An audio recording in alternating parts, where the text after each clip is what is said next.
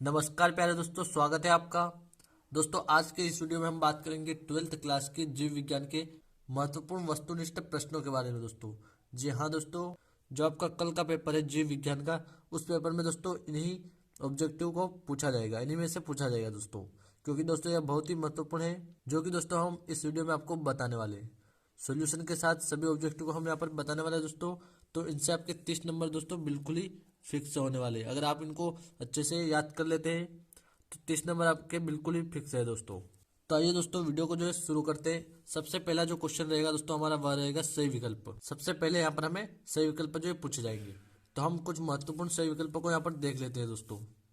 यहाँ पर हम देखें दोस्तों, जो पहला वाला सही विकल्प है, कच्चे नारियल का नारियल पानी है। तो दोस्तों इसमें हमें 4 ऑप्शन दिए जाएंगे। उसमें से दोस्तों हमारा राइट आंसर रहेगा मुक्त केंद्रकीय भ्रूणपोष। यह जो दोस्तों हमारा राइट आंसर रहेगा।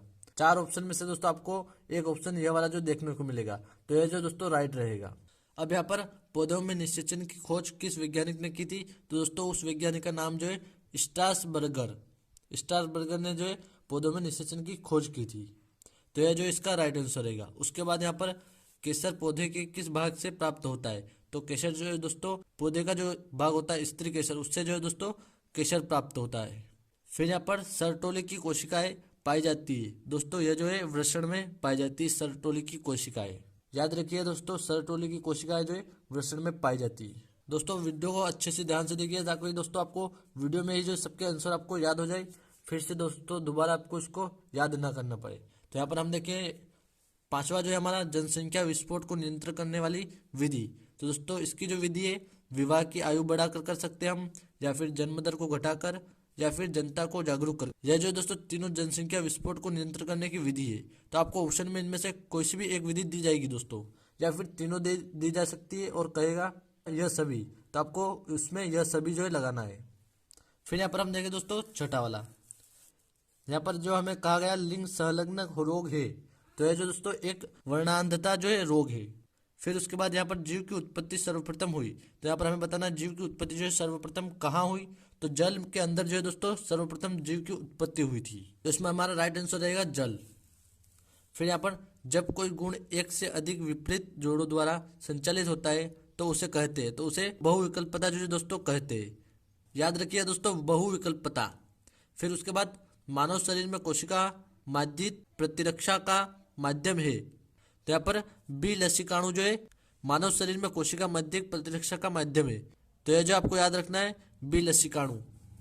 उसके बाद यहाँ पर एल्कोहल से सर्वाधिक प्रभावित होने वाला अंग। तो दोस्तों जो एल्कोहल से सर्वाधिक अधिक प्रभावित होने वाला जो अंग है वह होता है यकृत। हमारा जो यकृत होता है वह सबसे अधिक जो है एल्कोहल से प्रभावित होता है, इसलिए इसका आंसर होगा यकृत। तो प्यारे दोस्तों यहाँ पर हम आपके लिए 16 इंपॉर्टेंट सही विकल्प लेकर आए हैं, जिनको आपको अच्छे से याद करना है। इन्हीं में से दोस्तों आपको पूछा जाएगा।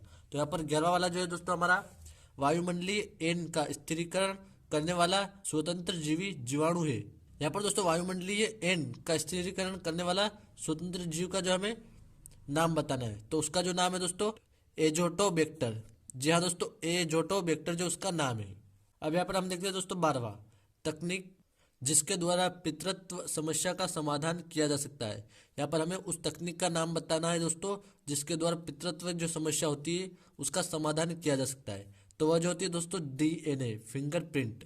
जी हाँ दोस्तों, डीएनए फिंगरप्रिंट, यह आपको याद रखना है, यह जो बहुत ही महत्वपूर्ण है। उसके बाद दोस्तों यहाँ पर 13वां वाला, जीन चिकित्सा का प्रथम बार प्रयोग कब किया गया था? दोस्तों यहाँ पर जीन चिकित्सा का हमें बताना है कि सबसे पहले इसका उपयोग जो है कब किया गया था। तो यहाँ पर दोस्तों 1990 में इसका जो सर्वप्रथम प्रयोग किया गया था। यह जो दोस्तों आपको याद रखना है 1990। फिर देखते हैं यहाँ पर कीट परागित पौधे एवं कीट के बीच अंतःक्रिया है। यहाँ पर हमें कीट परागित पौधे एवं कीट के बीच जो अंतःक्रिया बतानी है। तो यहाँ पर दोस्तों सहोपकारिता यह जो है इसके बीच का अंतःक्रिया होती है। फिर दोस्तों यहाँ पर हम देखें अनुक्रमण की अंतिम अवस्था कहलाती है। अनुक्रमण जो होता है दोस्तों उसकी अंतिम अवस्था यहाँ पर हमें बतानी है। तो चरम अवस्था जो होती है दोस्तों वह इसकी अंतिम अवस्था होती है। दोस्तों चरम अवस्था, जैसा कि आप यहाँ पर देख सकते हैं स्पष्ट रूप से। फिर यहाँ पर पृथ्वी पर सबसे अधिक किस वर्ग के जंतु पाए जाते हैं? तो यहाँ पर दोस्तों हमें सबसे अधिक पाए जाने वाले वर्ग के जंतु का नाम बताना है जो कि पृथ्वी पर पाए जाते हैं। तो वह जो है दोस्तों कीट वर्ग जो है सबसे अधिक पाया जाता है पृथ्वी पर। अब दोस्तों यहाँ पर हम देखते हैं प्रश्न क्रमांक 2, जिसमें रिक्त स्थान को हम देखेंगे दोस्तों, और साथ में दोस्तों इनके सॉल्यूशन को भी यहाँ पर हम देखेंगे। तो यहाँ पर हम देखें पहला वाला जो है, पादप जगत में सबसे छोटा है एवं हल्के बीज में उत्पन्न होते हैं। तो यहाँ पर दोस्तों आप देखेंगे यहाँ पर ब्लैक से हमने क्वेश्चन को लिख रखा है, और जो उसका रिक्त स्थान है उसको हमने ब्लू से लिख रखा है। तो यहाँ पर आप देख सकते हैं ये जो हमारा आर्किड इसका आंसर रहेगा, सॉरी आर्किड जो है इसका आंसर रहेगा। फिर देखते हैं दोस्तों यहाँ पर नागफनी के पुष्प में बीजांड प्रकार का होता है। तो दोस्तों यहाँ पर सर्सिनोट्रोक्स जो है इसका प्रकार रहेगा। अब यहाँ पर हम देखते हैं नर एवं स्त्री के युग्मक के संलग्न को कहते हैं। तो यहाँ पर इसे हम कहेंगे दोस्तों निषेचन। फिर यहाँ पर बहुत ही महत्वपूर्ण है दोस्तों यह वाला LNG-20 स्त्रावी आयुडी है। यह जो है दोस्तों यह वाला जो है एक हार्मोन है। तो ध्यान रखना है आपको, अगर एग्जाम में आ जाता है तो यहाँ पर आपको लिखना है हार्मोन। फिर यहाँ पर हम देखते हैं गुणसूत्र के वाहक होते हैं। गुणसूत्र जो है किसके वाहक होते हैं, तो पैतृक गुणों के। किसके होते हैं दोस्तों, पैतृक गुणों के जो है वाहक होते हैं गुणसूत्र। फिर यहाँ पर जीवाश्म सामान्यतः चट्टानों में पाए जाते हैं। तो मिसोजोइक चट्टानें जो होती है दोस्तों उसमें जीवाश्म जो है पाए जाते हैं सामान्यतः। कौन सी चट्टानें दोस्तों, मिसोजोइक चट्टानें। फिर प्यारे दोस्तों यहाँ पर हम देखें सातवां वाला SCID बच्चों का भयंकरतम है। यह जो है क्या है, यह हमें यहाँ पर बताना है। तो यह जो दोस्तों एक प्रतिरक्षा अल्पता रोग है। क्या है, प्रतिरक्षा अल्पता रोग, जो कि दोस्तों बच्चों में जो है पाया जाता है। फिर उसके बाद यहाँ पर हम देखते हैं रोग निरोध की श्रेष्ठ तकनीकी है। तो यह जो होती है दोस्तों टीकाकरण। किसी भी रोग को नियंत्रण में करने के लिए टीकाकरण जो है बहुत ही महत्वपूर्ण होता है।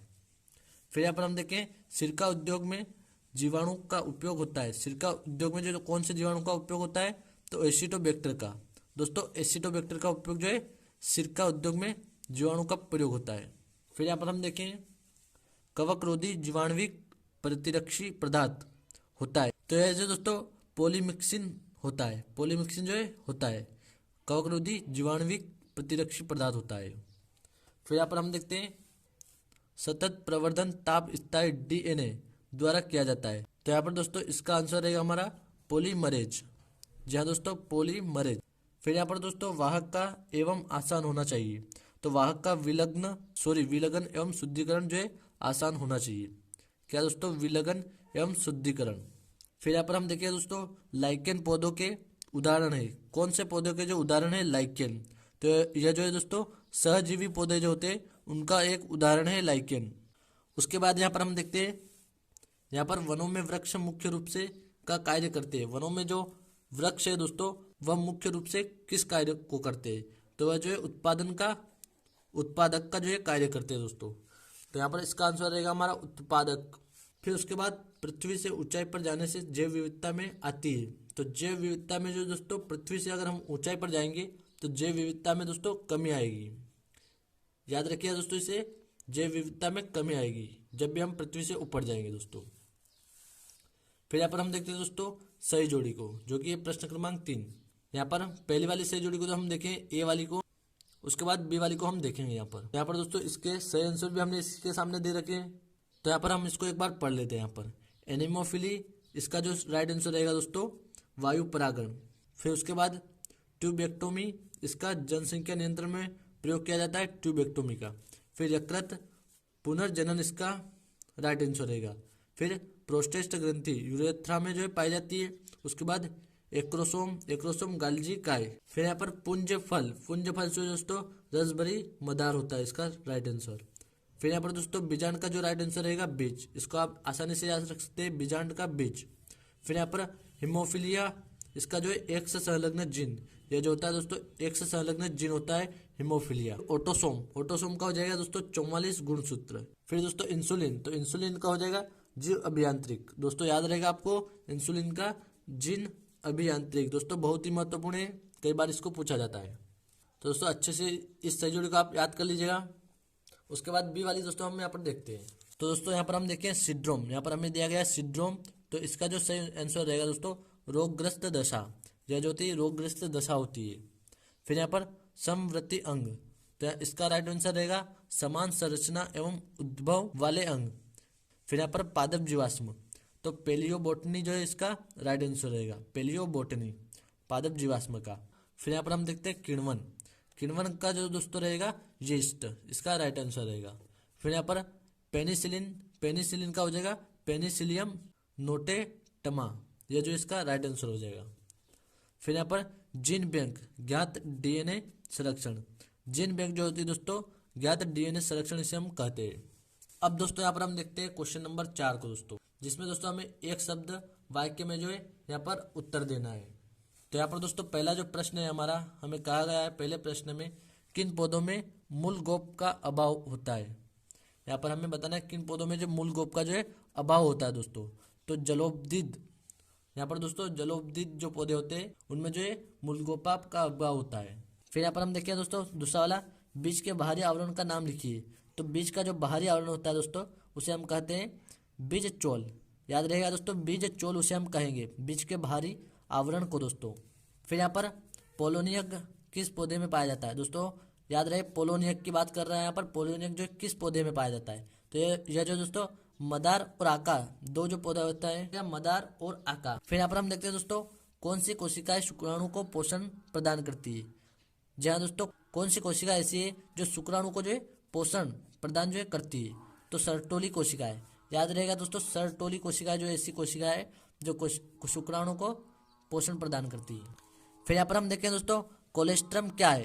यहाँ पर दोस्तों कोलेस्ट्रम की बात कर रहा है, कोलेस्ट्रम जो है क्या है, तो यह जो एक प्रथम स्त्रावी दूध होता है, कोलेस्ट्रम प्रथम स्त्रावी दूध होता है। तो दोस्तों बहुत ही महत्वपूर्ण प्रश्न है, याद कीजिएगा इसे आप अच्छे से।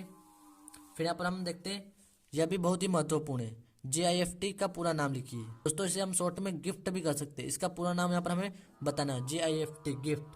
तो यहाँ पर इसका जो शॉर्ट नेम हो जाएगा दोस्तों गेमिट, जी का हो जाएगा गेमिट पर, यह इसका पूरा नाम हो जाएगा गिफ्ट का, गेमिट इंट्राफेलोपियन ट्रांसफर। फिर दोस्तों यहाँ पर जनन क्षमता में कमी होना क्या कहलाता है। तो यहाँ पर दोस्तों जनन क्षमता में कमी होना हमें बताना है, यह जो है क्या कहलाता है, तो बंध्यता जो है कहलाता है। जी हाँ दोस्तों बंध्यता, बंध्यता जो है कहलाता है जनन क्षमता में कमी होना। फिर यहाँ पर दोस्तों बहु एलील का एक उदाहरण दीजिए। यहाँ पर दोस्तों बहु एलील, इसका हमें एक उदाहरण जो है देना दोस्तों। तो मनुष्य का रक्त समूह, याद रहेगा दोस्तों मनुष्य जो है उसका रक्त समूह। फिर दोस्तों यहाँ पर हमें बताना है सजीव एवं निर्जीव के बीच की कड़ी का नाम लिखिए। जी हाँ दोस्तों यहाँ पर सजीव एवं निर्जीव के बीच की कड़ी का नाम हमें पूछा गया है। तो यह जो दोस्तों रहेगा विषाणु दोस्तों, जिसे हम अंग्रेजी में कहते हैं वायरस, इससे आपको अच्छा याद रहेगा वायरस, वायरस को हम हिंदी में कहते हैं विषाणु। अब यहाँ पर हम देखते हैं दोस्तों RNA की शर्करा का नाम लिखिए। जी हाँ दोस्तों RNA की शर्करा का नाम यहाँ पर हमें बताना है। तो दोस्तों इसका जो नाम हो जाएगा राइबोज शर्करा। कौन सी दोस्तों, राइबोज शर्करा। फिर यहाँ पर दोस्तों पीड़कनाशी का नाम दीजिए। तो दोस्तों यहाँ पर पीड़कनाशी का नाम जो है AZD रेक्टिन, जो है एक पीड़कनाशी का नाम है दोस्तों, AZD रेक्टिन। फिर यहाँ पर हम देखते हैं अगला वाला, अत्यधिक सामान्य विषाणुजन्य रोग कौन सा है। यहाँ पर दोस्तों हमें सबसे सामान्य विषाणुजन्य रोग का नाम बताना है। तो सर्दी और जुकाम, याद रहेगा दोस्तों सर्दी और जुकाम जो है अत्यंत सामान्य विषाणुजन्य रोग है। देखते हैं यहाँ पर हम कैंसर के लिए उत्तरदायी जीन का नाम लिखिए। तो कैंसर के लिए उत्तरदायी जीन बताना है दोस्तों। यहाँ पर हमें किसके लिए, कैंसर के लिए बताना है दोस्तों उत्तरदायी जीन। तो यहाँ पर हम देखें ओन्कोजिन, इसका जो नाम हो जाएगा दोस्तों ओन्कोजिन, इतना जो रहेगा पीछे जीन, और आपको याद रखना है दोस्तों ओन्को, तो यह पूरा हो जाएगा ओन्कोजिन। इसमें हमें कहा गया प्रथम जंतु क्लोन का नाम बताइए। तो प्रथम जंतु दोस्तों, प्रथम जंतु क्लोन जो इसका हमें नाम बताना है। तो डोली जो है दोस्तों, याद रहेगा दोस्तों डोली जो है इसका प्रथम जंतु क्लोन हो जाएगा। यहाँ पर हमें बताना है नीफ जो है जिन किस सूक्ष्म जीव में पाया जाता है, यानी सूक्ष्म यानी सबसे छोटा वाला जीव जो होता है, तो वह कौन सा जीव है जिसमें यह पाया जाता है। तो राइजोबियम जो है दोस्तों उसमें निफ पाया जाता है, राइजोबियम। फिर यहाँ पर हम देखें दोस्तों मृदा निर्माण क्या कहलाता है। तो यहाँ पर दोस्तों मृदा निर्माण जो है इतना आपको ध्यान रखना है, मृदा और जनन, यानी दोस्तों पूरा हो जाएगा मृदा जनन।